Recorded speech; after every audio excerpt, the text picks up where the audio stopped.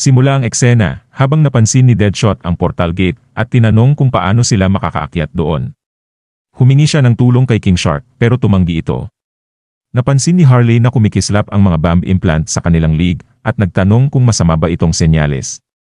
Hiniling ni Deadshot kay Rick na itigil ang mga timer, pero inamin ni Rick na wala siyang kontrol sa pag-reset nito.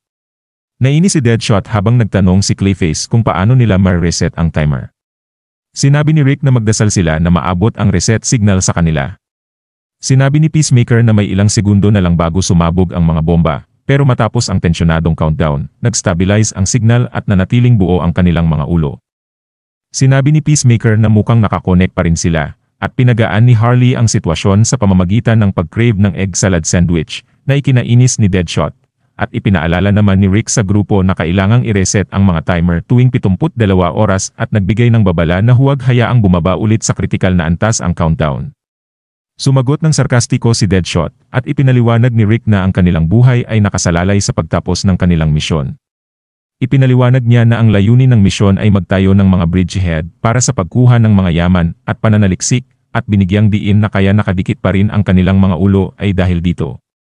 Ibinahagi niya ang kanilang pangunahing prioridad na makipag-ugnayan ng maayos sa kaharian at tulungan itong tapusin ang digmaan na magtitiyak ng kanilang kooperasyon at kaligtasan. Sumangayon si Peacemaker na nagsabi na tatapusin nila ang misyon para sa kapayapaan. At sinang-ayunan din ito ni Clayface at sinabi ni Deadshot na handa siyang labanan ang imperyo. At habang patuloy silang tumutulong sa Reyna na lupigin ang mga kaaway, patuloy silang naglalakbay para isa-isahin ang mga kuta ng mga ito para talunin. Subalit, may isang sandali ng katahimikan sa grupo nang napansin ni Clayface na nawawalan na ng pasensya si Deadshot dahil wala na silang bala. Sumagot si Deadshot na matipid na siyang gumamit ng bala, ngunit hindi rin ito magtatagal.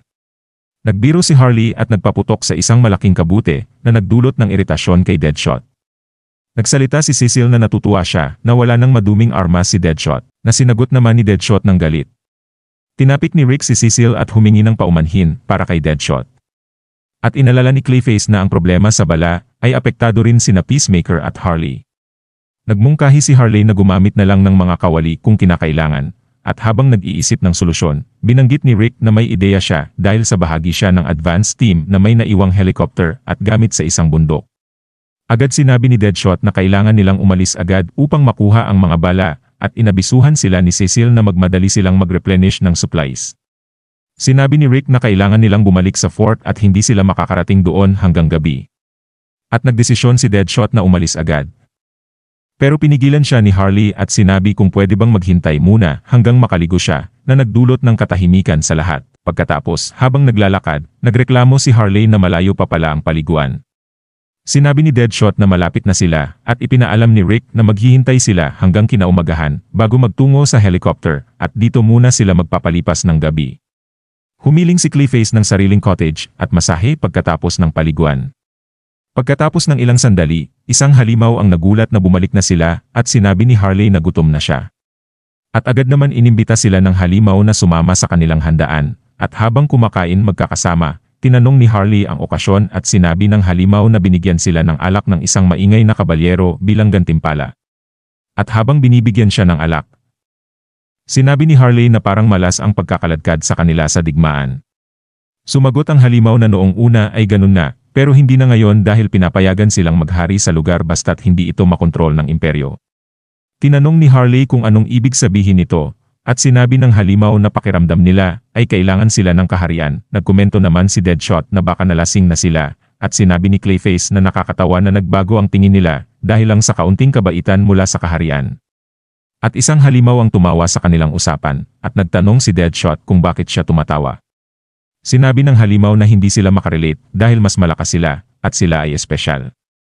Agad naman tumugon si Harley na alam nilang espesyal sila, na ikinatawa ulit ng halimaw. Kinabukasan, binigyan ng halimaw si Harley ng kawali bilang sandata, at pinaalalahanan siya ni Harley na ang kawali ang ultimate weapon.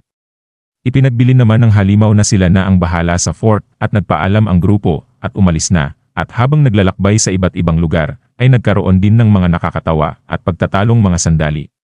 Samantala sa pagdating nila sa isang lugar, nakita nila ang isang dragon na ginawang pugad ang helicopter na tinutukoy ni Rick. Nagulat si Deadshot at inakala ni Harley na ibon ang dragon. Ipinaliwanag naman ni Rick na wala silang oras noon para suriin ang lugar bago maglanding kaya hindi niya inaasahan ito. At nagreklamo naman si Clayface na mahina ang kanilang grupo para pumatay ng dragon.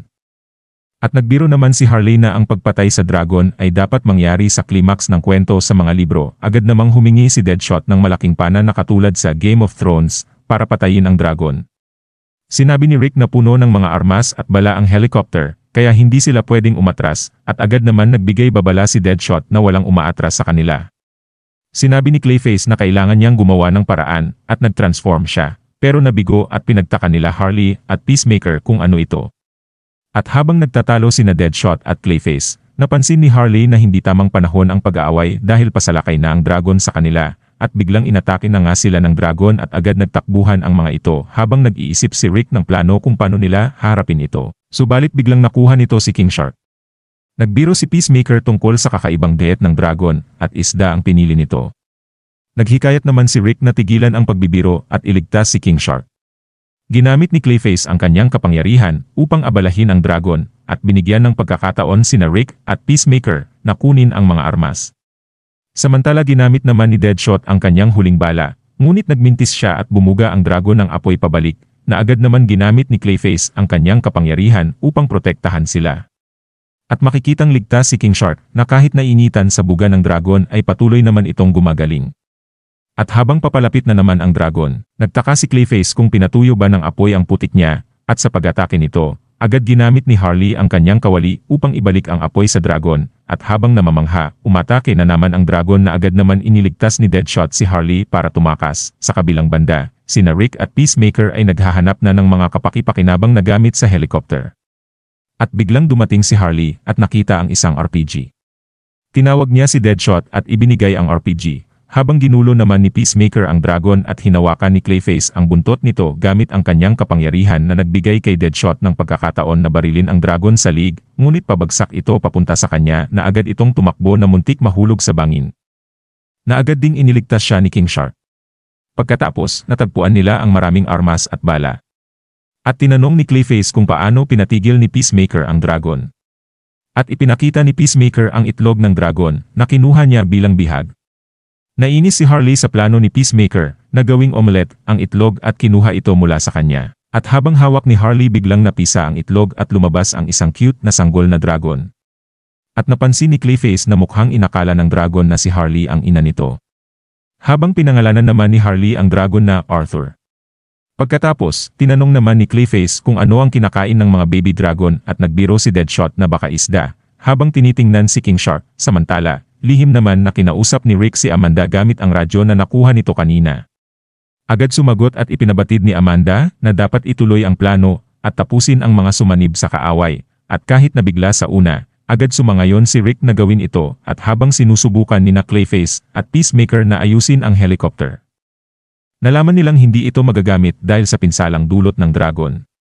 Nagpasya si Rick na maglakad pabalik at dalhin ang mga kailangan nila. Pagkatapos, habang naglalakad, sinabi ni Peacemaker na hindi na sila mauubusan ng bala sa ngayon, ngunit pinaalalahanan naman agad ni Clayface na huwag maging abuso sa paggamit nito, habang nakikipag-usap naman si Harley sa baby dragon na amoy niya ang sunog na parang toast bread. Agad nagmadali si Rick na suriin ito at natuklasan nilang nasunog ang kampo ng kanilang mga kasama. Nag-alala si Harley tungkol sa mga kaibigan nilang halimaw habang makikita ang dalawang bagong karakter na maaaring responsable sa nangyari. At dito na po natatapos ang yugtong ito. Maraming salamat po. Mag-like at subscribe para sa susunod na kabanata. Hanggang sa muli.